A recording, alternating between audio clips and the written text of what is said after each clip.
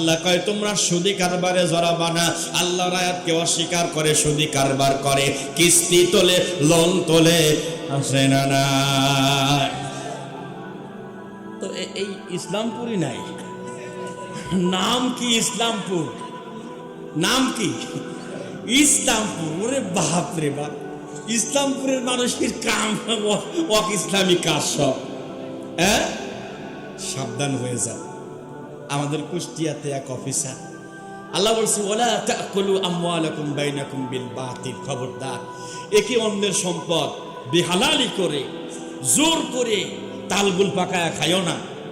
হ্যাঁ, উনি এত বড় দাড়ি, ভূমি অফিসে চাকরি করে, মাথায় টুপি, শার্ট প্যান্ট পরে।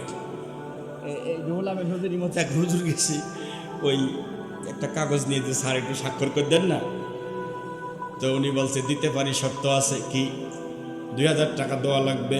সুবহানাল্লাহ, জোরে কন্যা হুজুবিল্লাহ।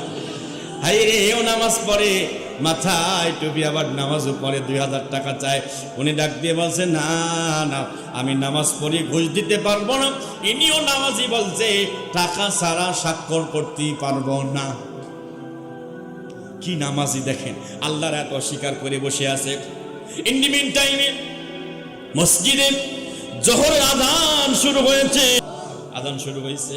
আল্লাহর গোলাম অফিসার বলতেছে দিলি দেন, তাড়াতাড়ি দেন, আযান হয়, নামাজে যাব।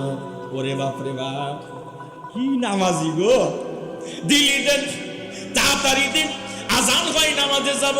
কি আর করার, 2000 টাকা ঘুষ দিয়ে ওই নামাজ পড়াতে গেলেন, আর ইনি নামাজে গেলেন। 2000 টাকা পকেটে নিয়ে মসজিদের বারান্দায় গিয়ে ওযু করে নামাজ দাঁড়িয়েছে। আল্লাহু আকবার, কি চমৎকার পড়তেছে গো। ইয়াকা নাবুদু, আল্লাহ আমি তোমার গোলাম, ওয়া ইয়াকা নাস্তাইন, তোমার কাছে চাই। আল্লাহ কয় তাইলে 2000 টাকা কিসির টাকা রে?